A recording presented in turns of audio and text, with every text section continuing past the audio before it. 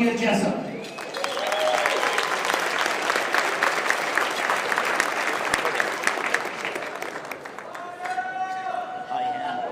Well, thank you. Am I on? I'm on. First, I want to say, what an incredible lunch. I've been to a lot of these, and this is probably the best food I've ever had. Just give you a little bit of an update on Hildale, and then we'll get to the good stuff. Well, that was kind of okay. Hildale has undergone a seismic shift in community, politics, private property ownership, inclusivity, outreach, and cooperation over the last several years. 2022 is no exception, and 2023 is looking amazing. We take pride in the slogan, Welcome Home, and we show it by hosting many events in our city, such as the annual Public-Private Regional Partnership Luncheon, attended by more than 60 decision makers in the region, and that just happened 2 weeks ago.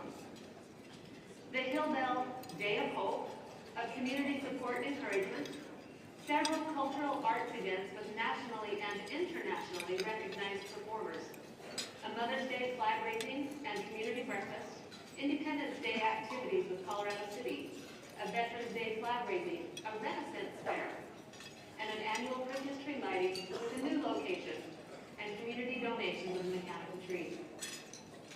Hildale businesses are strong and growing.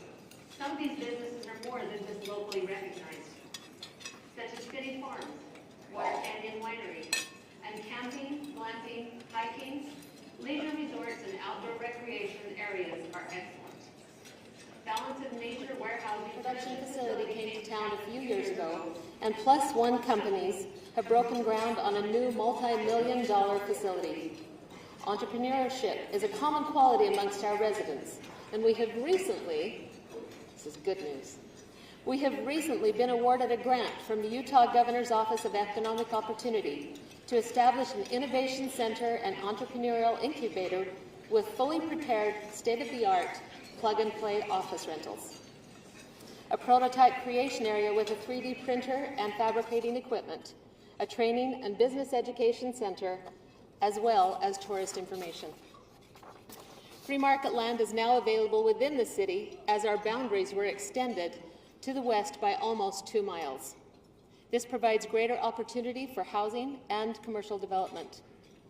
We are especially grateful for the strong support from our educational partners. Washington County School District's investment of millions into Water Canyon schools. Mojave Community College Satellite Campus is a steadfast presence in our communities for secondary education and skills trade. Utah Tech for opening a dual enrollment center at Water Canyon High. Dixie Tech and Southern Utah University for becoming regional partners. Our message of hope for 2023 is pretty simple. We've learned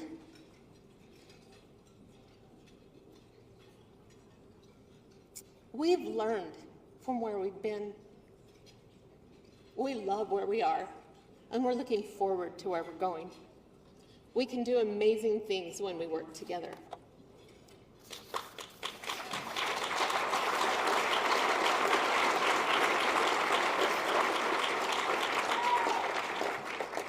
With that, it is my sincere honor to introduce to you, one day I'm not going to cry, the man who 6 years ago as Lieutenant Governor assisted in Hildale's first Democratic election through education, mentorship, and support. As governor, he has been first at the table to help our community, whether it be attending our first high school graduation or supporting our most recent economic development vision. He has continued reaching out and supporting us all in the state of Utah to be the place we are all proud to call home. My friend, Governor Spencer Cox.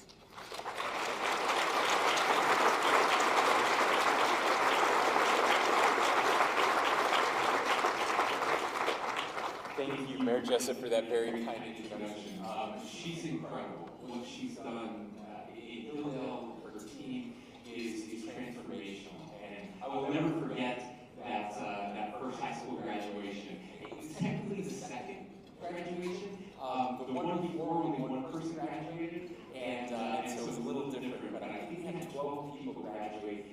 second one, and it was unlike any graduation I'd ever been to. Really life-changing. Thank you for having me here. What an incredible group. I so appreciate the invitation. I appreciate your Chambers of Commerce working together to put this event on. I want to thank your county commissioners who were so kind to welcome me here this morning. More than anything, thank you for getting me away from Salt Lake and back over the legislative session. And the immersion and the below zero weather, all of that, thank you. It's balmy 40 degrees that I drove into this morning. I'm sure it's a little chilly for you, but it felt like heaven to me. And to be away from the crazy is even better. I'm starting to feel like a real person again. So sadly, I have to go right back into it, but it was nice to have a little reprieve. There are great things happening in our state, and we have some challenges as well. And that's what I want to talk to you about today. I'm so excited with the good things that are happening, and of course, when we talk about good things, and these are all here, economically speaking, we are the best economy in the country. That's just not a government bragging. That's what the data says, and that's what the economists are telling us. The Speaker of the House shared this with me and with some of you who may have been there a couple of days ago, but that he was with someone from, I think it was Moody's Analytics, and they were speaking at a big conference, and he went up to introduce himself afterwards and just said, "Hi, my name is Brad Wilson, I'm the Speaker of the House in Utah." And the guy just grabbed him by both shoulders and said, "You understand that Utah is by far the most prepared state in the nation if there is an economic downturn, and it's not even close."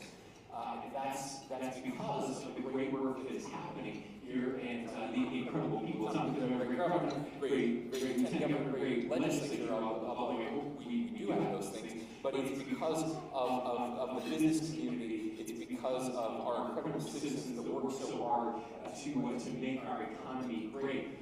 Just a little over a week ago, we got news from Wallet. They do all these different studies every year, and they put one together on the best states to start a business.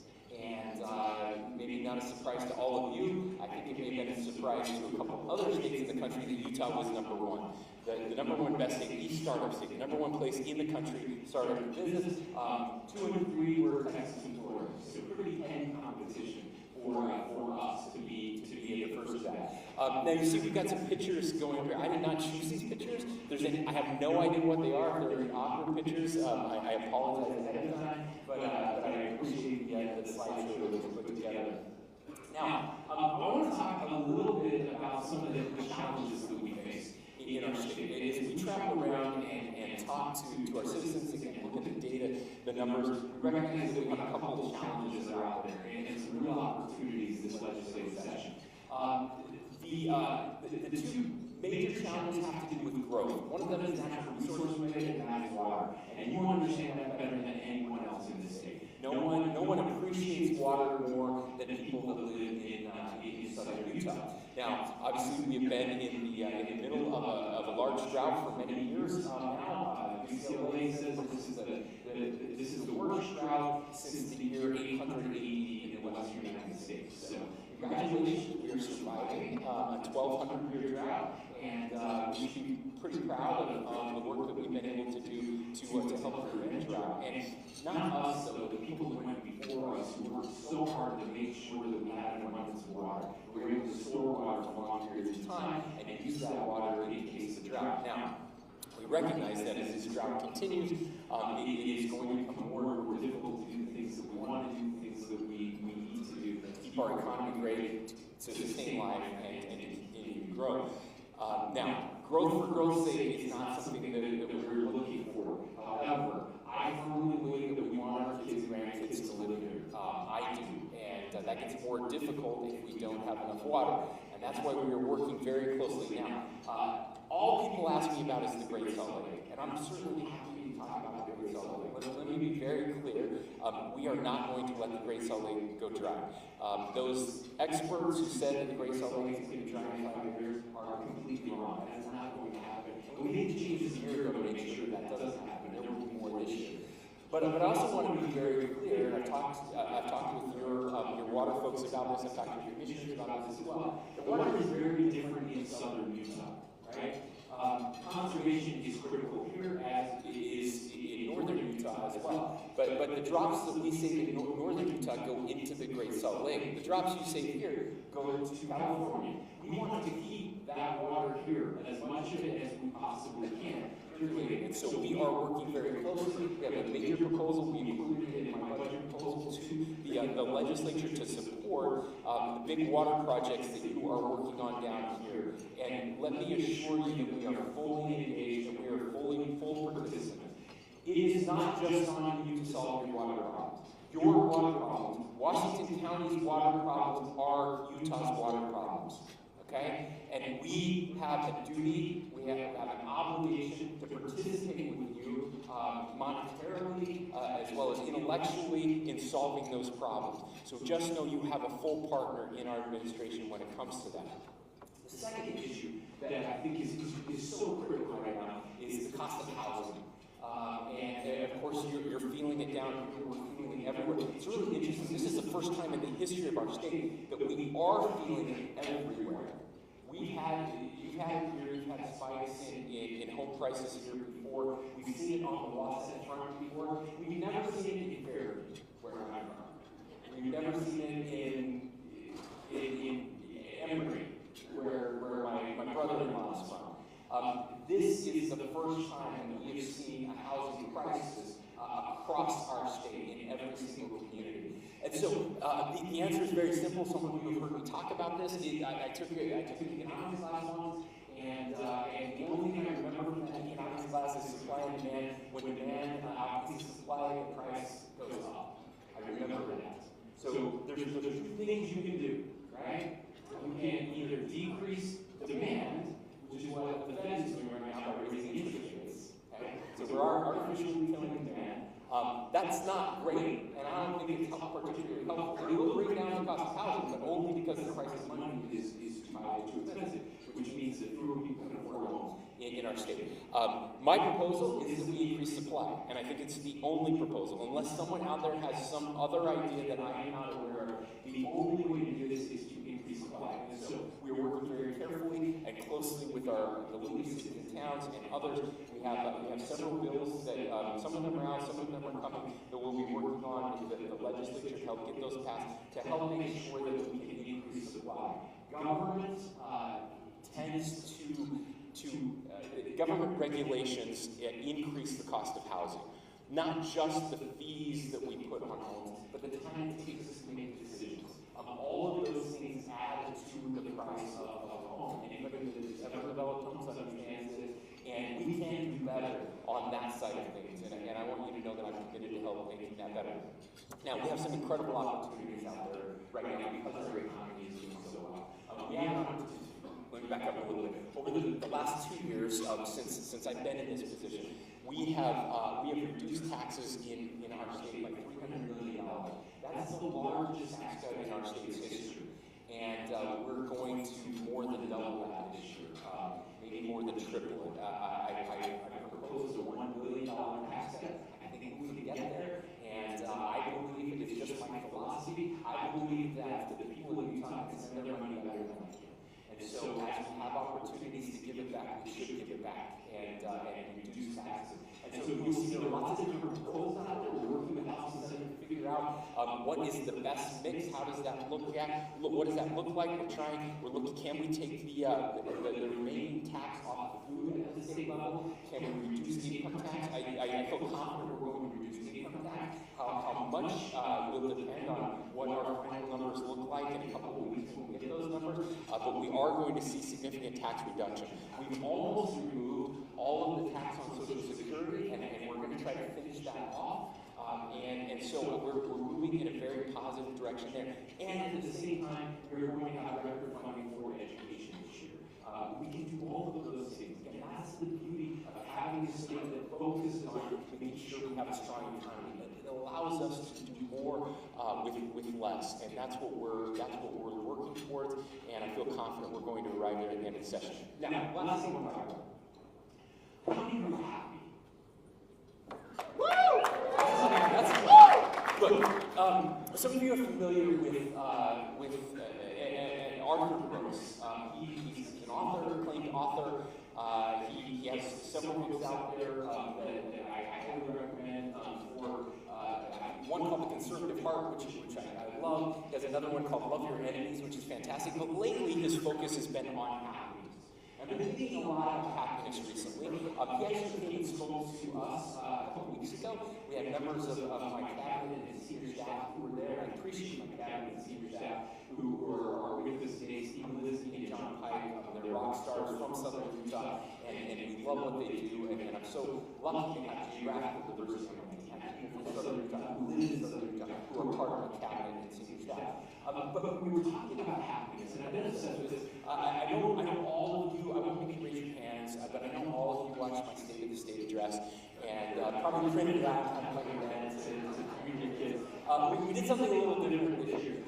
We actually invited legislators to bring their kids and grandkids on the floor with them while I gave the speech, and I spoke to them, and I spoke about the pursuit of happiness. Now, you remember, and we sometimes leave out or don't focus on it really enough, but in our founding documents, the Declaration of Independence, the authors of that document, and it really is foundational to this philosophy as a nation, very unique, this grand experiment that we embarked on 250 years ago. But this idea that our rights, that we have these rights, that they don't come from government or from a king, a monarch, or anyone else human, that they come from heaven, from our Creator, from God, and that God has endowed us with these unalienable rights, among which are life and liberty. We spend a lot of time talking about those, but the pursuit of happiness, we don't spend as much time talking about that you all of us have a God-given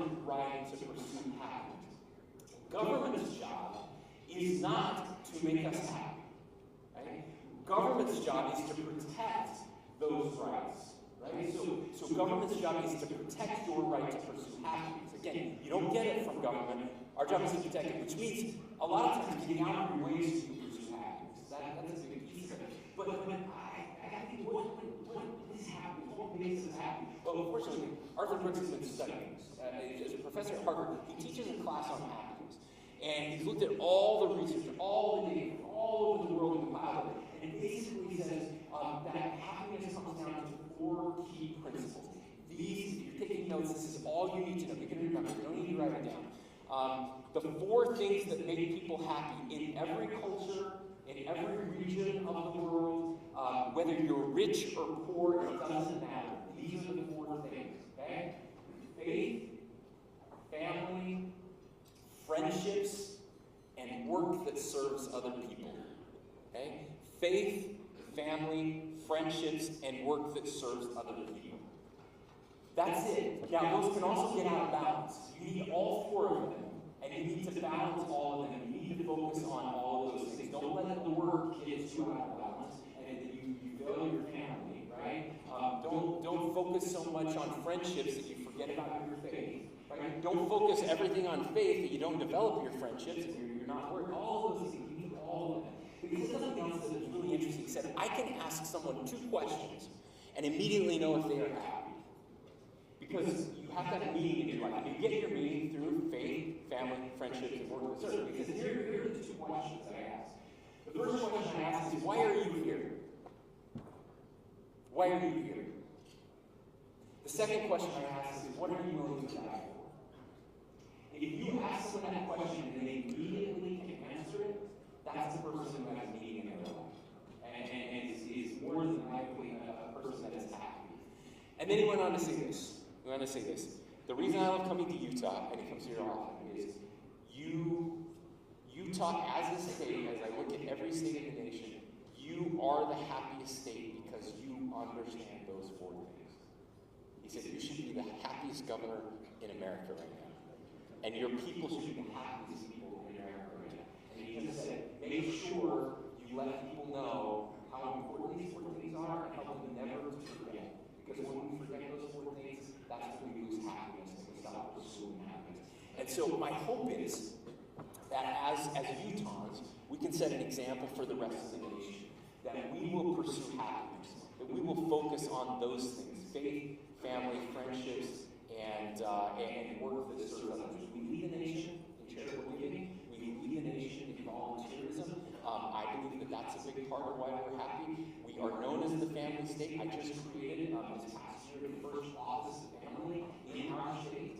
Amy Winter-Newton, who ran against me for governor, is leading that office and doing an incredible job. Again, focusing on family, making sure that the government isn't making family worse, but the government is supporting family, right?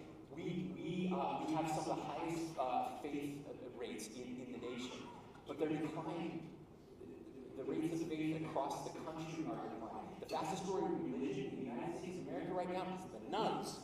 The N-O-N-E-S's, nuns, no religion at all, is the fastest growing in categories. And what happens, why this is dangerous, and I'll conclude here, not against the government and religion, but I am mentioning the demographics and the sociology of what happens out there. Faith and faith relationships are where we get so much of our community building. That's where we meet people who are different than us and have similar beliefs. That's where we take care of people. And government was not designed to solve all of our problems.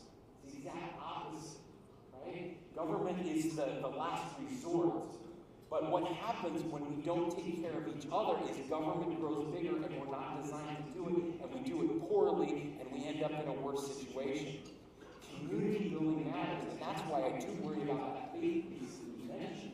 Because when people stop going to church, what do we replace that with? Take the religion out of it. Just the idea that you go to a place, meet people, hang out together, get to know people. When somebody dies, that group is there for them, right? When somebody loses their job, that group is there for them, helping each other out. What are we replacing that with? There are good alternatives, but far too often we're replacing it with this. Social media, which turns out is a faith replacement. It's not the same thing. I have 5,000 friends on Facebook. That should make me very happy, right? It does not. The data shows that it does not, right? If you don't have any real friends, you just need to see people together on Facebook. That's not good for us, all right? That's why community and community building matters. And you know that here. You know that here in Washington County. And that's why I'm so proud to be here with you. I'm so grateful for your leadership. I'm grateful to be your governor. We love you. Thank you for what you're doing. Keep up the good work and let us know how we can help. Thanks.